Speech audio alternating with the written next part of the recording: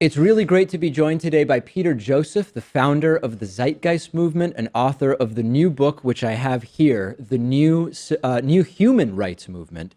Peter, it's so great to talk to you. I really enjoyed going through most of the book over the last week or 10 days or so. And I think to get our audience into what you're tackling in this particular book, I'm sort of left with the idea of looking at individual problems from a structuralist perspective or a broader perspective than we otherwise might. I mean, is that a sort of good way to assess the general idea of this book? Yes, that's a pretty good encapsulation. And when you started writing this book, or I guess tell me how you approached the problem. Was it that, of course, in your time researching individual topics, you decided, hey, there's a broader issue or a broader perspective we can look at? Did it come in the opposite direction? Did you enter with one particular issue, like, for example, poverty or hunger, both of which you address in the book? I would say the motivation to approach it this way is taking a good hard look at what we've done as activists throughout time. The activist community tends to be far more localized in their views. They separate themselves into different schools, so to speak. You have the ecological activists, the social activists, and so on. And after spending a lot of years as an activist myself, looking at the world's problems, I realized that there was a strong lapse of any kind of social psychology, anything that related to sociology itself, denying effectively the long-standing social science, the biological science, the psychological science, the sociological science, the ecological influences, and that synergy that really defines us as human beings and ultimately defines the state of the world. So I'm trying to take a social science perspective with this book, and I think if people understand it, and that's why it's called the New Human Rights Movement. Obviously, this subject could, given the context of structuralism, as I call it, you could apply it to a lot of different things, but I wanted to hone in on activism for the 21st century. So that's the motivation, to get people on board with more of a social psychology perspective of what needs to happen to understand yourself and the predicament of the world and how to change it. Maybe to give our audience an example of one issue that you tackle in the book, we could talk a little bit about poverty. And I think we all can probably imagine the people we know who approach poverty from, this is sort of the way things are. Despite our system, poverty is an inevitability. It's always there. It's always going to be there. And you take a different approach, which is poverty is an optional and also direct result of the systems that we've chosen. So can we start maybe with the conversation around poverty and how you approach it? Yeah. Yeah, it's disheartening to see how passive people have become about both domestic and international poverty. Poverty is, in the words of Gandhi, the worst form of violence. Systemically speaking, it leads to so many different detrimental outcomes, whether you're dealing with mental health, whether you're dealing with interpersonal relationships, of course, whether you're dealing with physical health. And if you look closely, poverty and its encapsulating system, overarching system reference, which you call socioeconomic inequality, which is what I address throughout the book a lot. Poverty is an externality of our system, an externality of market capitalism. It's an externality of the economy. And within that particular context, it's a great starting point because I think everyone has experienced poverty on some basic level, whether vicariously watching the global South and the complete destitution that still exists there today as an issue of post-colonialism, which is something to point out as well. I mean, I don't want to get too spirally here, but I think it's important to point out that people have this great mythology about where poverty came from, and people say, well, we've just left people behind in capitalism and so on.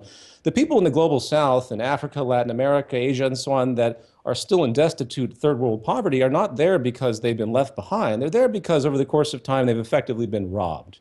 And that's something that isn't given enough gravity over the course, in the intellectual circles as to why these things exist, which makes you kind of upset when you hear people talk about how we've advanced poverty on this planet without talking about the fact that the reason poverty exists is because of the social systems incentives at the same time over the long term.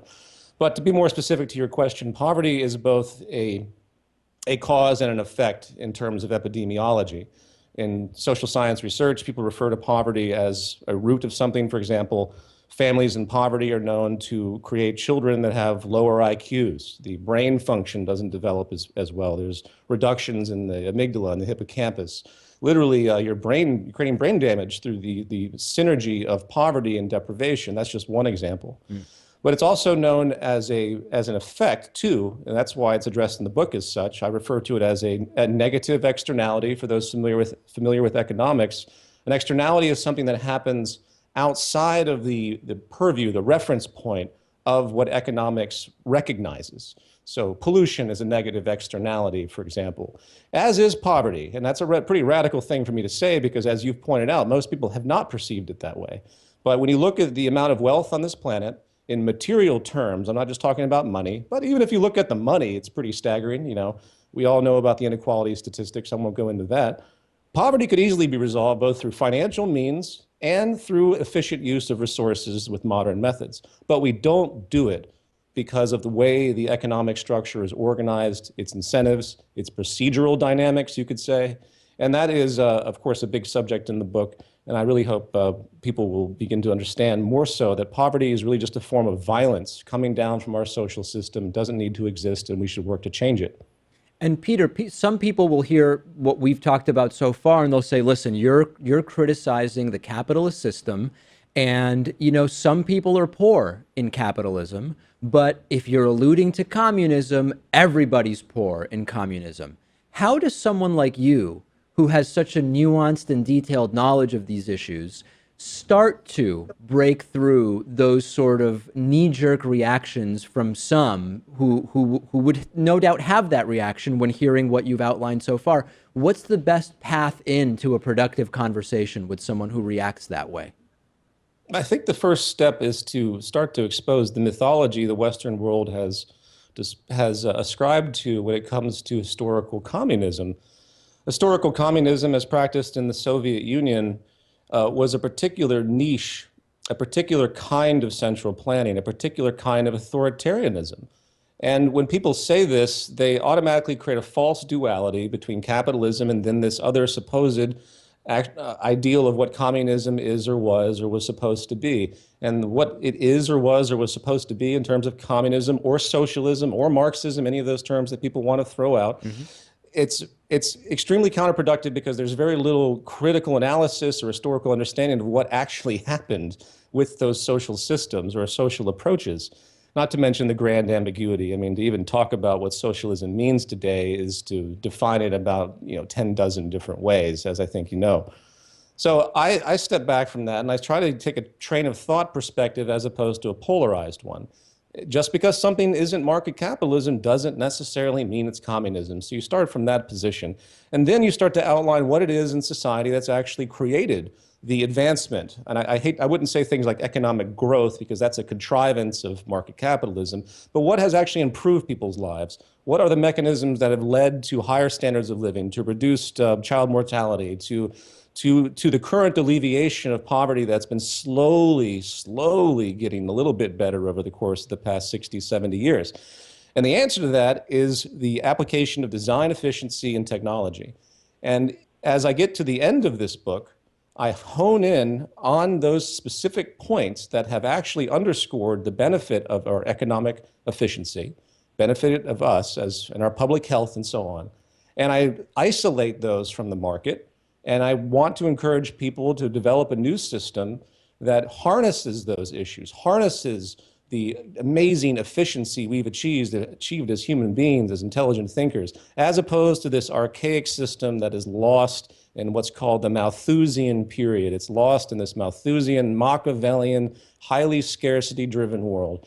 So I apologize, I've deviated a bit from your question. When people approach me with the communist duality, I pretty much just have to stop them and begin a long explanation that what they're referencing is a false duality to begin with, and that if you really want to get down to it, here's the train of thought. Here are the attributes that have defined our society and made it better. Why can't we simply amplify these attributes without any of these ideological stigmas and interference? And sadly enough, stigmas and labels and interference has been a great way to dismiss a lot of these ideas over time. So it's unfortunately a current that we have to walk against still in the 21st century. Let's pause there with Peter Joseph, founder of the Zeitgeist movement, author of the new book, The New Human Rights Movement, and we'll pick it up in part two with the concept of scarcity, which you've spoken about a lot and is interesting to me. So we'll follow up there. We're continuing our conversation today with Peter Joseph, founder of the Zeitgeist movement, also author of the new book, The New Human Rights Movement. We started getting into, Peter, this concept of scarcity, and I want to talk about that sort of in the context of market capitalism. In many more micro ways, you point out in the book, for example, with food production and hunger, that the concept of scarcity and lack of resources to meet the needs is essentially a contrived result of how we've decided to allocate resources. And you point out in great detail in the appendix to the book how not only food production and hunger could be solved with current resources and technology, but so could clean water and energy. Let's maybe start and focus on food production and hunger. Would you call this a decision that has been made effectively by global society not to solve the problem of hunger? Well, that would inch into kind of a conspiratorial view, which I don't subscribe to with any of this. What I think it is, it's a cultural unfolding that goes back hundreds of years to before the 18th century, late 18th century, and the start of the Industrial Revolution, what some people call the Great Divergence. Scarcity has been with society in a very visceral way since the Neolithic Revolution 12,000 years ago, when we emerged from hunter-gatherer tribes that had a fairly abundant amount of resources and a completely different type of lifestyle. And then once settled agrarian society happened, it set a kind of geographical determinism, so to speak, something other theorists call cultural anthropology, if anyone wants to look that up. It's very fascinating. And it set the framework for what we see as the market economy today. You have property, you have capital, the means of production, you have labor specialization, jobs, you have the need for regulation, government protection, law, and so many other attributes like that, which codify the system we have at the moment. And within that is the fundamental foundation of the assumption of universal scarcity. And it's become a political term because of, if you believe in anything other than a scarcity worldview, then suddenly you can't justify the rampant competition that we see. Suddenly you can't justify 8 people having more wealth, the bottom 50% of the world. Suddenly you can't justify all of this imbalance. And that's why scarcity has to be reevaluated in a very, very serious way. And going to the food part, we throw away half of our food right now on this planet, roughly, almost. Half of the food produced on this planet, with all the energy and hydrocarbons, gets trashed because of inefficiencies in the pipeline and a general belligerence of Western culture at the same time, and our gratuitous materialism, our lack of consideration of what's really happening in the world. That's an unfortunate phenomenon culturally in Western societies. We're blocked off. Anyway, so you have that already, that we have the potential to feed the entire world. We produce enough calories to feed the world more or less 2 times over. And then you have the applied technology that isn't being utilized, systems-based technology, the incredible efficiency possibilities of vertical farm systems, of engineered permaculture, of all sorts of advanced means that would, for example, if you localized food production, say I'm in Los Angeles, and we could localize all of our produce if we wanted to, eliminating the fact that the average American meal travels about 1,500 miles before it goes to your plate. Think about that. Because of this horrid work of globalization, which is about exploiting, labor in far distant lands along with resources. So we can do it with what we have today, and if you applied advanced technology that we have under our belt but is not being funded or subsidized or invested into the degrees that are required, we could easily create a total food abundance on this planet. I can continue with the other. Well, I was going to say, to stick with this example, just to sort of see it through, so people can understand sort of your thought process with something like this. Sure. What you're saying will make a lot of sense to most people who are listening to or watching this interview, and it will also seem like something that we should be taking more seriously as a society, as a human race. But what's the first step in starting to unwind the system we have? And we can do it through this issue of hunger, just because we've been talking about it. How do you start? Like, what's step one? And we talk a lot, I'm reminded of campaign finance reform. Everybody talks about campaign finance reform. We've got to fix how we finance elections. Here's 10 different ways that it could be done. Great. Our decision makers are in because of the system that got them there? Why would they change the system that got them there? We're already at a sort of impasse. So how do you start working against such an establishment incumbent system to make positive change? Well, at the core, you need a galvanized community that wants it. Let's point that out, first of all. And without the educational work that needs to be done, such as why the book was written, to see the potentials, you can't get very far. If people still believe in general scarcity as the politicized symbology it is that justifies the unequal world that we have, then we're not going to get very far. But in terms of technicals, as I mentioned briefly in what I said prior, localization of food, coupled with advanced automation technology we already have, we could easily create local the amount of food that's required without the need for transport. I'm big on that. I think I always maintain a global consciousness in terms of recognizing the world as one systemic whole. But at the same time, there are good reasons to localize and to make things regionally specific, namely for the saving of efficiency, transport efficiency, energy efficiency, and of course, distribution efficiency.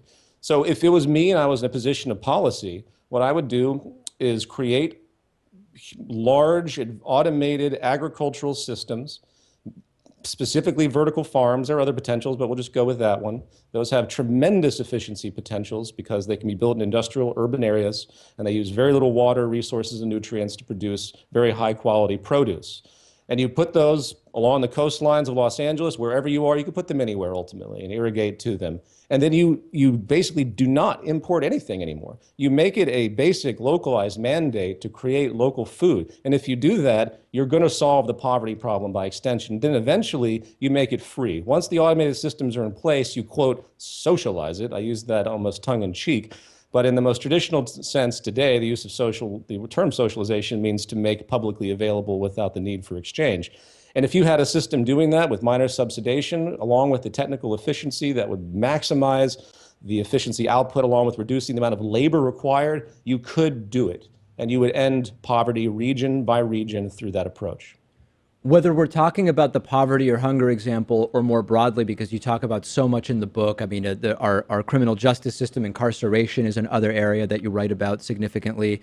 Are most people sort of thinking too micro even about solutions? I mean, for example, universal basic income. This is something that, economist Richard Wolff, for example, talks about as it's something that would make sense within the current system, but it's not going to change the system we have to one that makes more sense. How do you balance micro approaches to fixing symptoms of our current system versus activism towards changing the system more broadly?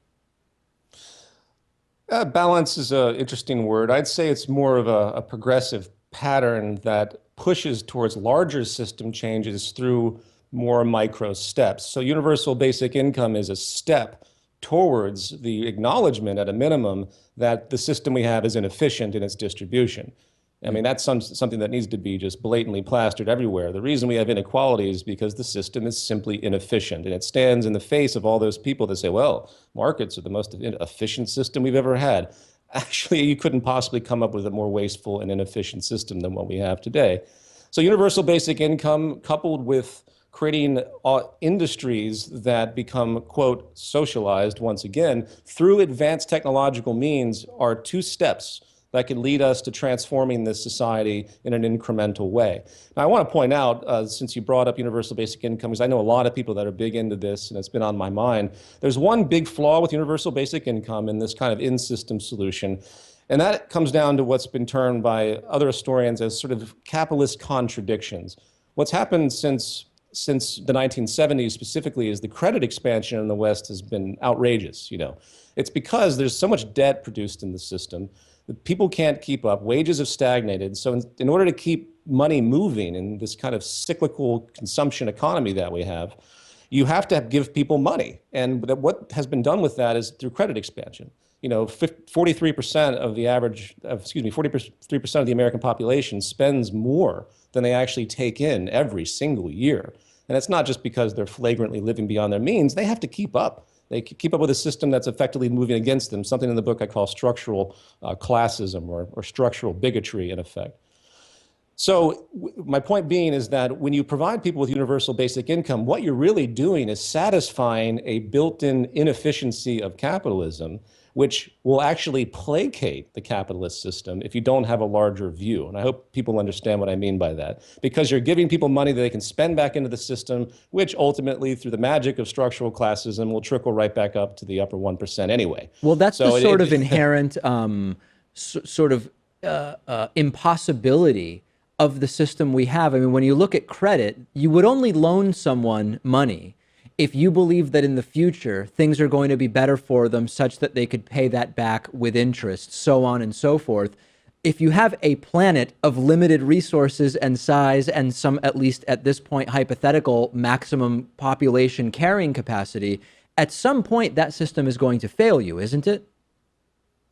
Well, absolutely. I mean, if you're speaking about credit as a general phenomenon, keep in mind we produce more interest in this system than money. So the debt plus the interest that's created exceeds the money supply of our entire planet, which is basically a recipe for bankruptcies and failures and more oppression of the lower class. There's about $200 trillion right now in outstanding money, an outstanding debt on this planet, 200 trillion, and there's only about 81 trillion in actual currency, in actual money. So that disparity effectively translates into more repossessed houses, more empowerment of the financial services sector and the banking system, because they're the ones that take that physical property, hence the 1% and the elitism that we see today. And so on and so forth. So no, it's not sustainable. It's only sustainable from the standpoint of the acceptance of social failure, acceptance of social inequality, acceptance of social oppression and suffering. And sadly enough, people today have been so indoctrinated into that reality, they can't see beyond it. You know what I mean? No doubt about it. And now thinking ahead, I mean, it's such a 30,000-foot problem that I think it's difficult for a lot of people to even conceive of that. Well, 200 trillion in debt, 80 trillion in money. What eventually happens? Well, you have the boom and bust cycle, as it's called, which is really driven less by tangible innovation and so on, as is pitched in traditional economic workbooks, and more by just the influx and outflux of money. So you have periods of monetary expansion, whether it's basic, interest rates being being lowered, that creates monetary expansion, or when there's crises, they do QE and so on. So you have that period of expansion that creates more money into circulation. It goes into the production of goods, into the hiring of people and labor, and then you build effectively more debt because all money is created out of debt. I hope you're aware of that. That's one of the central problems underlying the market system. So all money is created out of debt with interest charged upon it, and you produce two phenomena. You produce too much debt, you get debt saturation, whether it's domestically or internationally, and then you get inflation. So when debt and inflation become too high in the boom-bust cycle, that's when they contract interest rates, and that's when you start to see the real structural classism kick in, and that's where the failure happens. And again, we accept this failure as though that's just the way it is, as you know. Yeah. It's really stunning because the amount of suffering that happens on that downturn is truly staggering. During the 2008 Great Recession, there were 500,000 deaths during that block of time due to a lack of medical treatment correlated to the Great Recession for people that had cancer. There are also about 46,000 suicides across the United States and about 63 other nations that correlated to it as well. So this is a caustic, deadly phenomenon, and people don't perceive that structural violence because they're detached from it. You know what I mean? Everyone thinks of violence as you put a gun to somebody's head. There's a whole painful level of violence that happens from a structural imposition. Something Johan Galtung called, as I said, structural violence, and he's another individual of the Gandhi Institute I think people should look into. And if people really realize the violence that is happening through things like the boom and bust cycle, through this debt system, through just the inequality gaming patterns that happen with capitalism, and the fact that if you have enough money and wealth, you will continue to get more money and wealth and power. So the social mobility has always been in question. It's much worse today than it ever was, and so on. And I think I often say I fear for the day. I both fear and long for the day, David, where the general population realizes the violence that's happening against them. Because once they perceive that, it's not going to be pretty. The book is The New Human Rights Movement. We've been speaking with the book's author, Peter Joseph, also founder of the Zeitgeist movement. Peter, thanks so much for being on. I've been looking forward to this. Absolutely, David. I really appreciate your time. And thank you for the great show. I always enjoy listening to you. Thank you.